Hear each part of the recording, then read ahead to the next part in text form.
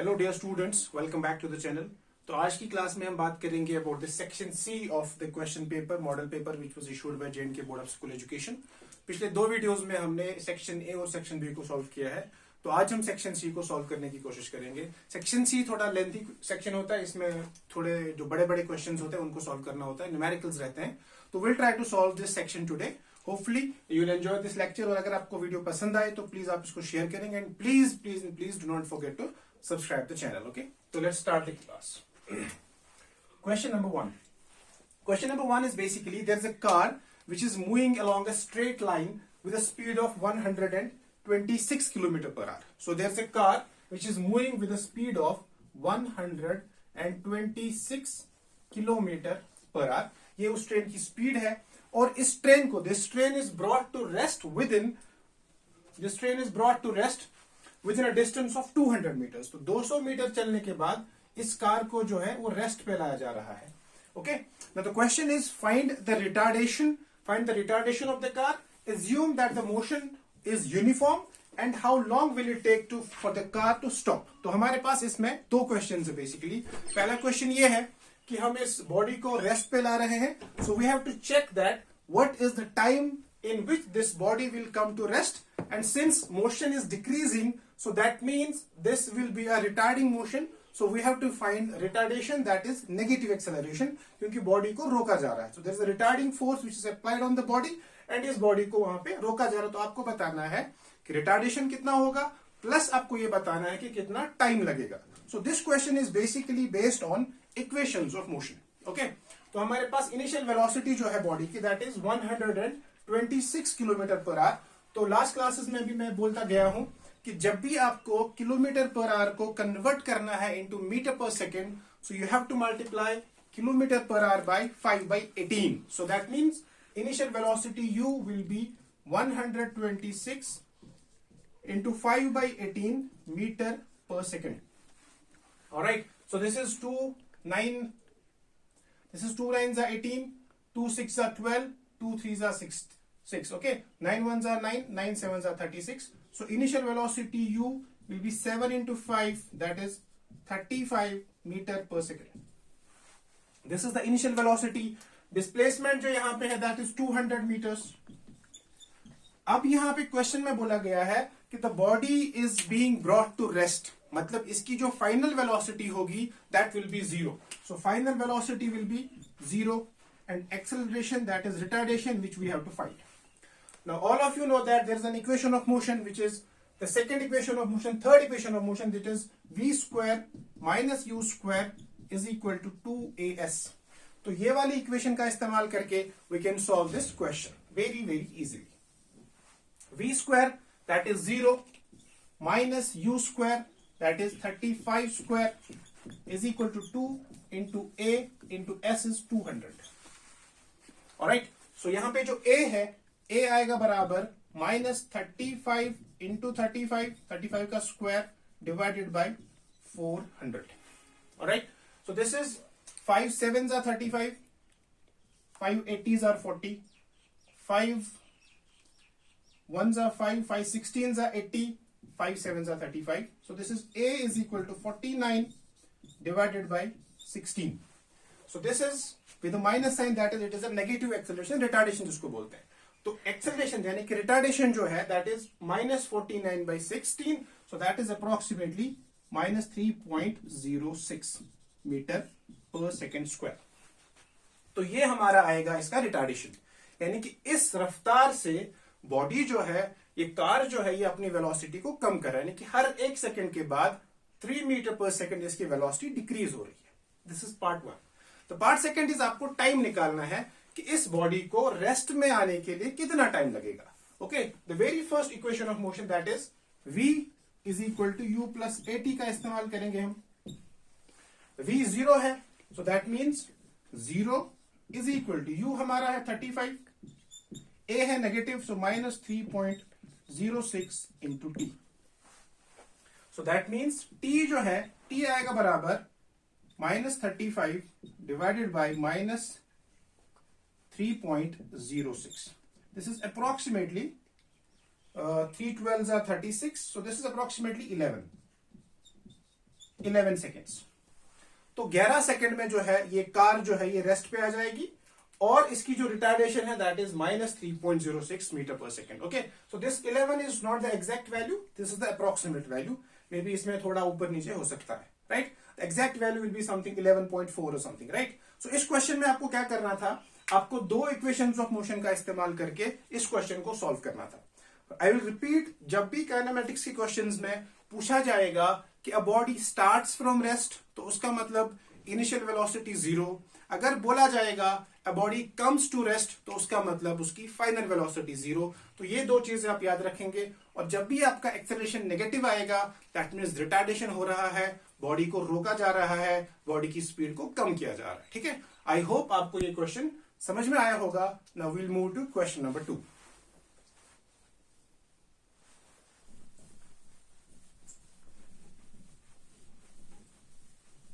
Once again I'll repeat, this is a model paper, not the final paper। तो आप लोग जो है प्लीज इसको इन एरियाज को अच्छे से प्रिपेयर करें जिन एरियाज में से क्वेश्चन जो है वो पूछे गए हैं।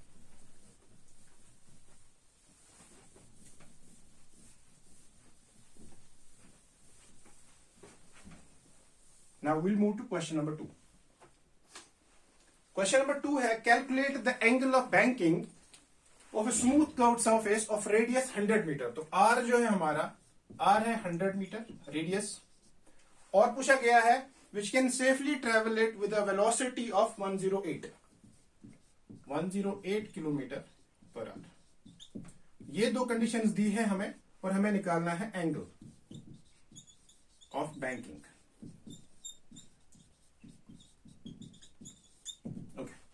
आई होप आप सबको ये पता होगा कि what is banking of roads. Banking of roads का मतलब होता है, अगर आप लोगों ने हाईवे वगैरह में ट्रेवल किया होगा तो आप लोग देखते हैं रोड को एक साइड से थोड़ा ऊपर उठाते हैं ताकि वो गाड़ी जो है वो बाहर की तरफ ना जाए, थोड़ा इंटरनल उसको सेंट्रीपिटल फोर्स उसको अंदर की तरफ लेके जाए। सो अब यहां पे बोला गया है कि किस एंगल पे उस रोड को बैंक किया जाए ताकि एक 100 मीटर के रेडियस में वो इस वेलोसिटी से आराम से चल सकती है। और इसका जो फॉर्मूला होता है that is tan of theta is equal to v square divided by r into g, where g is acceleration due to gravity।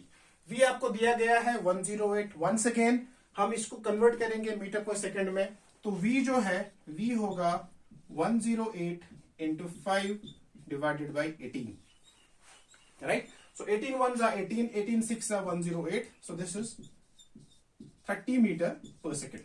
So tan of theta will be 30 into 30 divided by 100 into 9.8, because g की value है 9.8।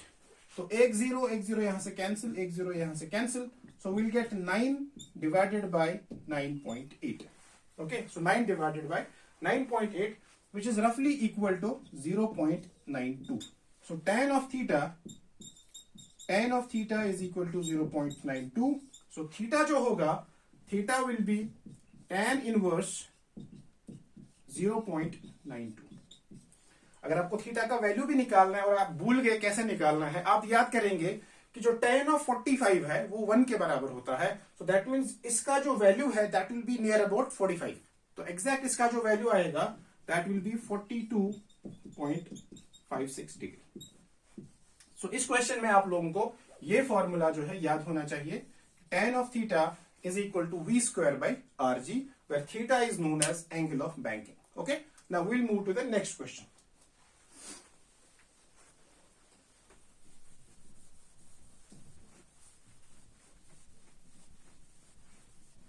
so जिस हिसाब से model paper है उस हिसाब से you should expect that there will be many numericals which can be asked in the examination।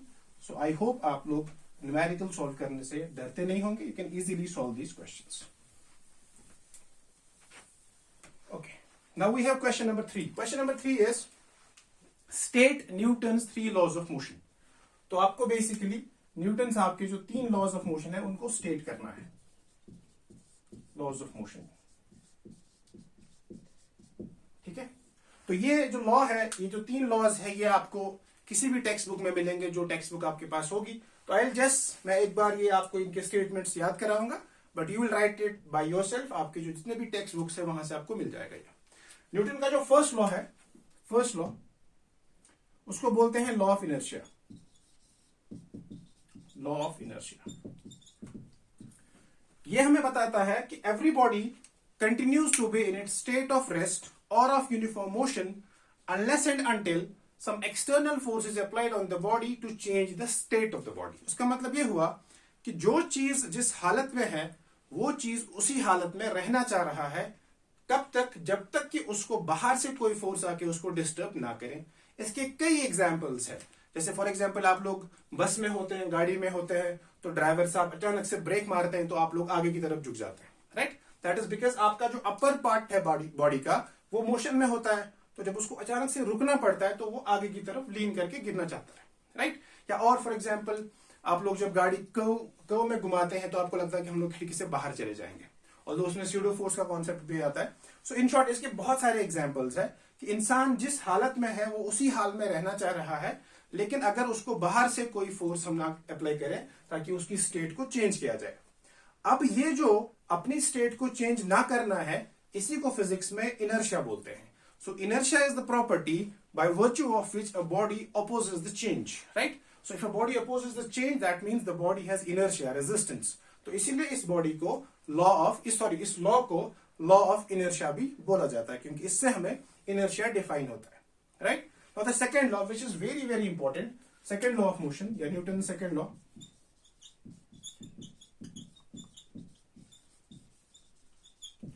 Newton second law हमें ये बताता है कि ये जो बाहर से फोर्स अप्लाई हो रहा है टू चेंज द स्टेट, अभी हमने देखा कि एक बॉडी जिस हाल में है वो उसी हाल में रहना चाहेगी। अगर वो बॉडी चल रही है तो वो चाहेगी हमेशा चलती रहे, अगर वो बॉडी रुकी हुई है तो वो चाहेगी हमेशा रुके रहे। जैसे आप लोग सुबह सोए हुए होते हैं तो you don't want to get up, तो उसमें भी आप लोगों को बहुत कुछ सुनना पड़ता है, that is basically inertia, right? तो अब जब हम इस बॉडी पे फोर्स अप्लाई करेंगे तो न्यूटन साहब ने बोला कि जो अब दूसरा लॉ है, उसका दूसरा कानून है, वो ये बताता है कि जो फोर्स बाहर से अप्लाई किया जाता है that is proportional to rate of change of momentum of the body. So that means जो सेकेंड लॉ है which tells us that F external is proportional to rate of change of momentum. अब सवाल यहां पे ये है कि ये मोमेंटम होता क्या है?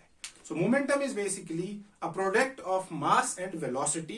इसका दूसरा नाम है, it is defined as the amount of motion present in a body। कि एक बॉडी में कितना मोशन है वो उसके मोमेंटम से डिफाइन होता है, यानी कि मोमेंटम जो है, मोमेंटम होता है बराबर m into v। ये एक वेक्टर क्वांटिटी है, ये हमारा मोमेंटम है। तो यहां जो प्रोपोर्शनलिटी कांस्टेंट है इसको हम k बोलते हैं। So f external is equal to k dp by dt, और k की वैल्यू 1 है तो मतलब f एक्सटर्नल जो है that is equal to dp by dt। So ये असल में Newton second law of motion है। और हम लोग जो Newton second law of motion याद है अक्सर हमें f is equal to ma, ये बेसिकली इस लॉ का एक स्पेशल केस है। वो कौन सा केस है उसको हम अभी डिस्कस करेंगे थोड़ी देर में। सो बेसिकली जो Newton second law of motion है वो हमें ये बताता है कि the external force applied on a body to change the state is basically proportional to rate of change of momentum। अब आप देखिए अगर बाहर से कोई फोर्स अप्लाई नहीं किया जाएगा तो dp by dt जीरो आ जाएगा, जिसका मतलब ये है कि मोमेंटम कंजर्व है, जितना मोमेंटम है उतना ही रहेगा। यानी अगर मोमेंटम जीरो था मतलब बॉडी रेस्ट में थी तो रेस्ट में रहेगी, अगर कुछ मोमेंटम था मतलब बॉडी चल रही थी, अगर बॉडी चल रही थी तो वो हमेशा चलती ही रहेगी। So this is basically how we can find the first law of motion from the second law of motion, right? So इसीलिए जो second law of motion है, this is known as the basic law of motion, okay? तो ये जो है F is equal to ma, ये यहां से आता है क्योंकि जो P है, P हमारा होता है बराबर m into v, so dp by dt will be d by dt of mv।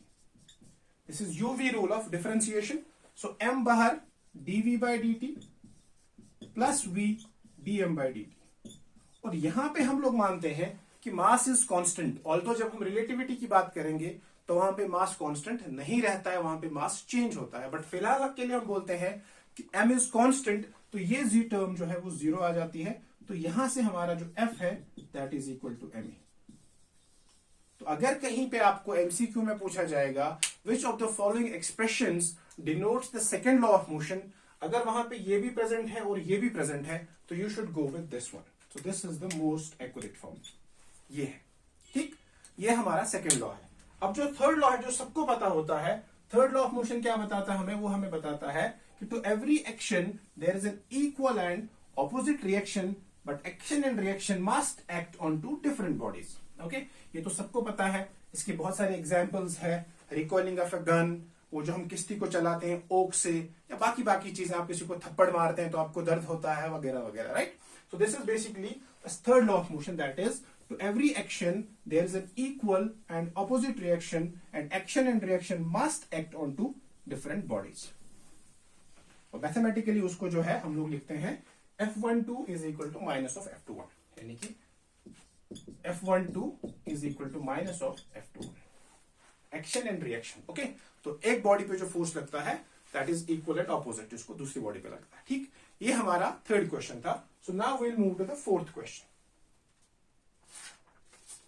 Okay, fourth question जो है वो एक और न्यूमेरिकल है, उसको हम पढ़ते हैं. न्यूमेरिकल ये है कि there is a pump on the ground floor of a building and it can pump water to fill a tank of volume 30 metre cube in 15 minutes.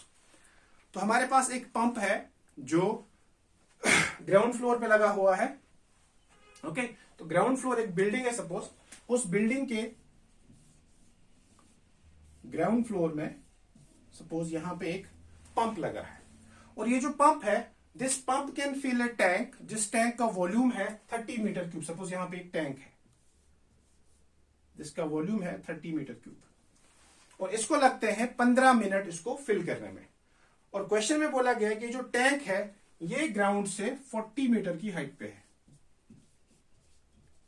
Okay, अब आपको बताना ये है कि जो एफिशिएंसी ऑफ पंप है, efficiency of pump, Neeta of pump, efficiency of pump जो है दैट इज इक्वल टू 30%.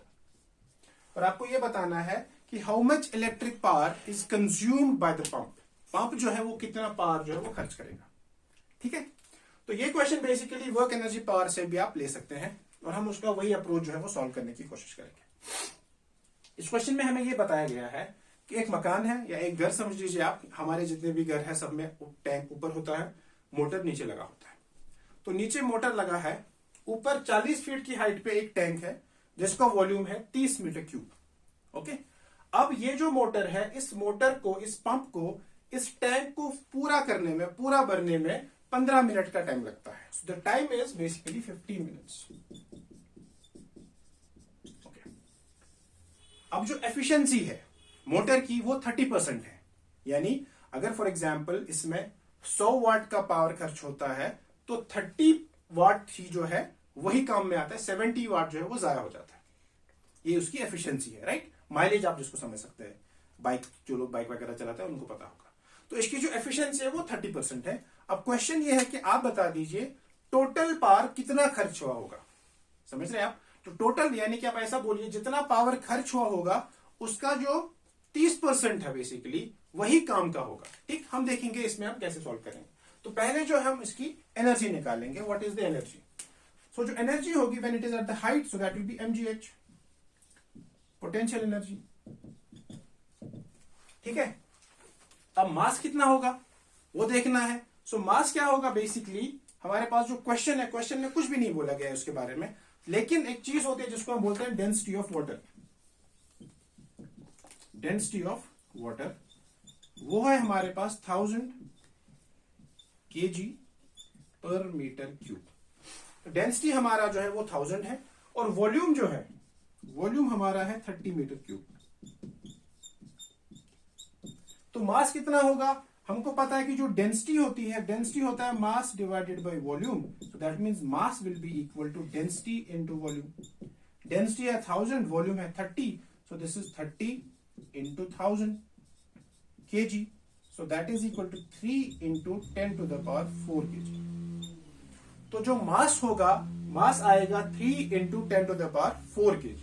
अब एनर्जी क्या होगी? mgh.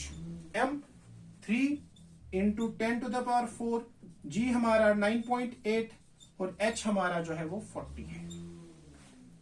ठीक है, तो इसको जब सॉल्व करेंगे तो इसका जो आंसर आएगा that will B 3 4s are 12, So this is 120 into 9.8 into 10 to the power 4. So this will be approximately यहां से 1.2 into 9.8 into 10 to the power 6 joules. So जो एनर्जी आएगी इसकी एनर्जी होगी बराबर 1.2 into 9.8 into 10 to the power 6. 1.2 into 9.8 into 10 to the power 6. So energy जो है that is equal to 1.2 9.8 into 10 to the power 6 joules, जिसकी जो वैल्यू है that will be basically 1.17 into 10 to the power 7 joules. तो ये आपकी energy है. अब पावर होता है energy by time. So P जो होगा power that will be E by T.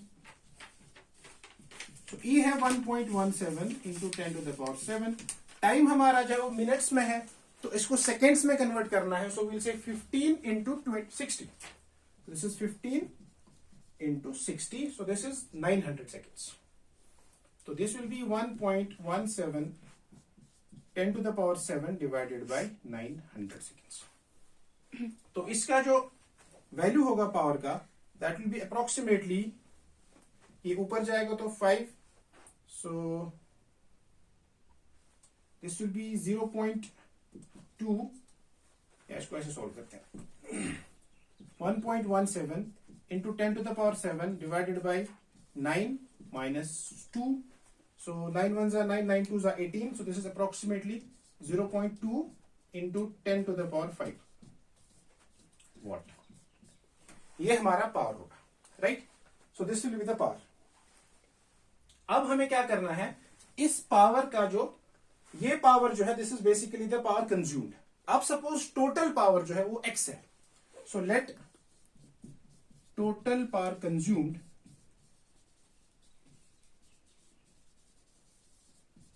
B x.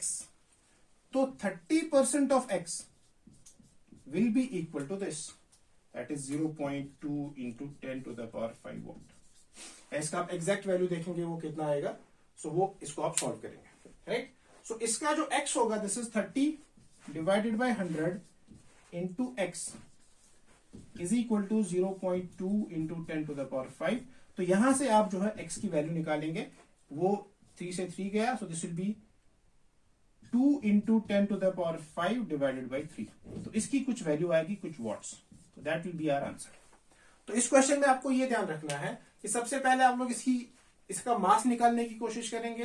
Mass is density into volume. फिर उस मास को इस्तेमाल करके आप एनर्जी निकालेंगे. और जो पावर होता है, power is energy by time. वो टाइम आपका मिनट्स में दिया था, उसको हम सेकंड्स में कन्वर्ट करेंगे और फिर वहां से हम पावर निकालेंगे. और क्वेश्चन में बोला गया है कि इसकी एफिशिएंसी जो है वो 30% है. So that means 30% of x is equal to the power which we calculated. तो यहां से हम x की वैल्यू निकाल सकते हैं, ठीक है. आई होप आपको ये क्वेश्चन जो है ये समझ में आया होगा. Now will move to the next question. Question number 6.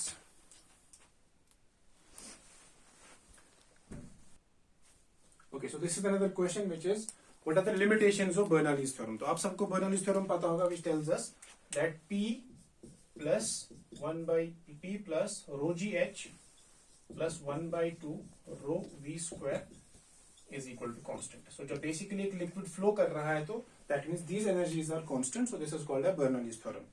अब इसकी जो है लिमिटेशंस बोलनी है हमें. तो इसका पहला लिमिटेशन ये है कि बर्नौलीज थ्योरम को जब हम डिराइव करते हैं तो we assume that the velocity of every element of the liquid across any cross section is same, which practically is not possible. तो ये पहला हो गया. दूसरा, जब भी हम इसको डिराइव करते हैं तो हम विस्कस ड्रैग को अवॉइड करते हैं, तो विच इज नॉट पॉसिबल, क्योंकि जब भी एक लिक्विड फ्लो करेगा तो विस्कस ड्रैग तो डेफिनेटली ही होगा. सो ये दूसरा इसका ड्रॉबैक है. तीसरा जो लिमिटेशन है, हम ये बोलते हैं कि there is no loss of energy, लेकिन जब एक लिक्विड फ्लो करता है तो काइनेटिक एनर्जी जो है वो कन्वर्ट होती है इनटू हीट एनर्जी, और इसका जो कुछ हिस्सा ड्यू टू शियर स्ट्रेन जो है वो लॉस हो जाता है. और चौथा जो इसका पोस्टुलेट है, जो लिमिटेशन है सॉरी, वो ये है कि the energy due to the centrifugal force. जब एक कर्व्ड पाथ होती है तो वहां पे सेंट्रीफ्यूगल फोर्स भी अप्लाई होता है. तो उस सेंट्रीफ्यूगल फोर्स की तरफ वजह से जो एनर्जी में चेंज आएगा उसको हम लोग कंसिडर नहीं करते हैं. तो these are the 4 limitations of Bernoulli's theorem. Usually question 3 marks का होता है, तो आप लोग चाहे तो 3 लिमिटेशंस भी याद करके इसको लिख सकते हैं। तो ये इसकी लिमिटेशन है। तो आई रिपीट वंस अगेन, पहली लिमिटेशन ये है कि हम लोग ने एज्यूम किया था कि velocity at every point is constant, which is not true. दूसरा हमने बोला था, जब इसको डिराइव किया था, कि विस्कस ड्रैग जो है वो नहीं होता, लेकिन रियलिटी में ये है कि विस्कस ड्रैग डेफिनेटली होता है। तीसरा ये है कि हमने बोला था there is no loss of energy, but actual में there is a loss of energy, and kinetic energy convert होती है इनटू हीट एनर्जी में, और इसमें जो है शेयर स्ट्रेन की वजह से भी एनर्जी जो है वो लॉस हो जाती है। और चौथा जो लिमिटेशन है वो ये है कि when there is a curved path, so there will be a centrifugal force. तो उस सेंट्रीफ्यूगल फोर्स की वजह से जो एनर्जी में चेंज आएगा उसको भी हमको कंसिडर करना पड़ेगा। So these are the limitations of Bernoulli's theorem. So now the next question is basically what is the conservation of angular momentum. तो इसको मैंने कल वाले पार्ट में भी थोड़ा एक्सप्लेन किया था, but I will write it again. जैसे हमने अभी बोला था कि जो सेकेंड लॉ ऑफ मोशन है, second law of motion is basically F external is equal to dp by dt. So when a body rotates तो वहां पे टॉर्क जनरेट होता है, फोर्स की जगह टॉर्क होता है। तो टॉर्क की वजह से ही एक बॉडी जो है वो घूमती है, तो उसमें एंगुलर मोमेंटम आ जाता है, जो एंगुलर मोमेंटम बराबर होता है mvr के। तो जब एक बॉडी घूमती है तो उसमें एंगुलर मोमेंटम जनरेट होता है जो mvr के बराबर होता है। तो अगर बॉडी में एक्सटर्नल टॉर्क जीरो है, if torque external is equal to zero, या टॉर्क एक्सटर्नल जो है वो होता है बराबर dl by dt, जैसे यहां पे F एक्सटर्नल होता है बराबर dp by dt, यहां टॉर्क एक्सटर्नल होता है dl by dt। तो अगर आपका बाहर का टॉर्क जीरो है, if t external is zero, so that means ये जीरो है, dl by dt जीरो है। तो अगर dl by dt जीरो है तो इसका मतलब जो L है वो कंजर्व्ड है, वो कांस्टेंट है। तो this is basically what you mean by conservation of angular momentum. So we can say that angular momentum of a system is conserved when the external torque applied on the system is zero. Okay, now we'll see the next part.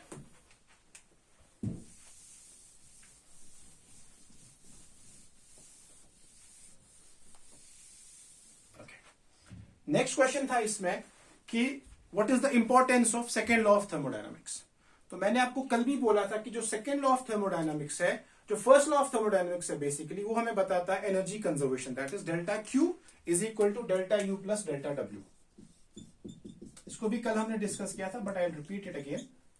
तो अब जो ये energy conservation है, जो second law हमें ये बताता है बेसिकली कि जैसे एक स्पॉन्टेनियस प्रोसेस में हीट जो है वो होती है from hotter body to colder body में शिफ्ट। अब सेकेंड लॉ ऑफ थर्मोडायनेमिक्स से हमको ये पता चलता है कि whether a body is spontaneous और नॉट। अगर स्पॉन्टेनियस प्रोसेस हो रहा है तो दैट मीन्स हीट खुद ब खुद शिफ्ट हो जाएगी, ट्रांसफर हो जाएगी। लेकिन अगर हीट ट्रांसफर नहीं हो रही है तो that means the process is not spontaneous. और हम ये भी बोल सकते हैं कि जो सेकेंड लॉ ऑफ थर्मोडायनामिक्स है, it gives us the sensation of direction of the heat transfer. और ये हमें एक और चीज भी बताता है which is called entropy, change in entropy. ये हमें बताता है कि the entropy of the universe increases or it's constant, that is delta S universe is greater और इक्वल टू जीरो। इसको हमने कल डिस्कस किया है, तो I won't go into the details. तो आप चाहे तो उसको वहां से भी देख सकते हैं, ठीक है। Now we will move to the next question. Next question again theoretical questions है, what are the postulates of kinetic theory of gases. Okay, तो postulates I will write here, then we will explain this postulates. Okay, so postulates of kinetic theory of gas.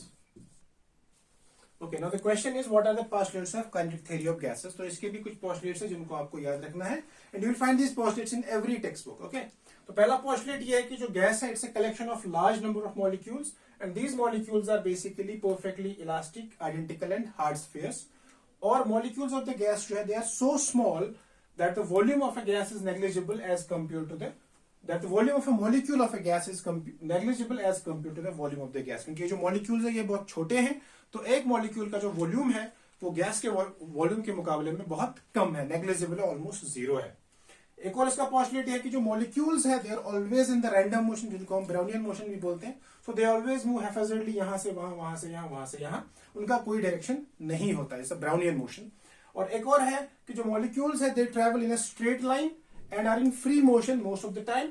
और जो the collision between the two molecules, उसका जो time है that is basically very very small.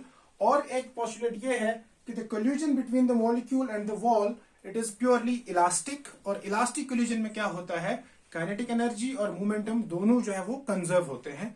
और last postulate ये है कि the motion of these molecules it is govern by Newton's laws of motion. ठीक, तो ये पोस्टुलेट्स है, आप इनको किसी भी टेक्स्ट बुक में देख के कॉपी कर सकते हैं, याद कर सकते हैं। You should expect this question because this is a very important question. Okay, अब इस पेपर का, इस सेक्शन का लास्ट क्वेश्चन है which is basically the law, Kepler's laws of motion. अब उनको हम थोड़ा सा डिस्कस करेंगे।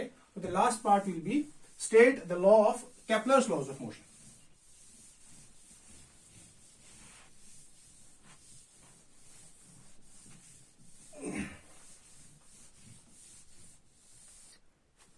Okay, the last question is the Kepler's laws of planetary motion. Kepler के भी हमारे पास 3 लॉज है जो हम ग्रेविटेशन के स्टार्ट में पढ़ते हैं। ठीक, तो केप्लर बेसिकली प्लैनेटरी मोशन को स्टडी कर रहा था।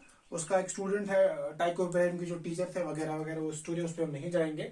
तो पहला जो लॉ है केप्लर का वो ये है कि जो भी प्लैनेट है, each planet moves around the sun in an elliptical orbit with sun at one of its foci.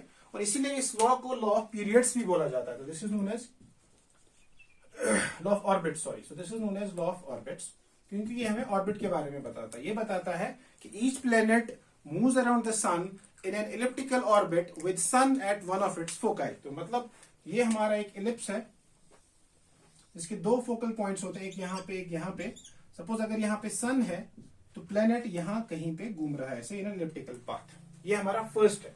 Second law हमें ये बताता है कि the line joining the planet and the sun it sweeps out equal areas in equal intervals of time.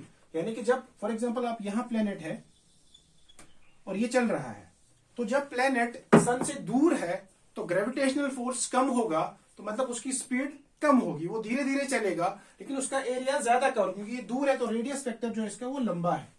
और जब यही planet सन के करीब में आएगा तो फोर्स ज्यादा बढ़ेगा और ये तेज तेज चलने लगेगा, राइट। लेकिन इन शॉर्ट क्या बोला गया है कि जो एरियल वेलोसिटी है सेकेंड लॉ में, aerial velocity that is constant, और we can say the planet sweeps out equal areas in equal intervals of time. The planet sweeps out equal areas in equal intervals of time, in equal intervals of time। ये दूसरा है। तीसरा law ये है कि the square of the time period is proportional to the cube of the semi major axis. ये अगर एक इलिप्स है तो इसमें क्या होगा, इसको हम यहां से ऐसे डिवाइड करेंगे। So this is the semi major axis, this is the semi minor axis. तो जो टाइम पीरियड है, तीसरा लॉ हमें बताता है कि जो टाइम पीरियड का स्क्वायर है that is proportional to cube of semi major axis. तो ये तीनों चीजें आपको याद करनी है, पढ़ के इनको लिखना है, ठीक है। सो this is all for today. I hope आप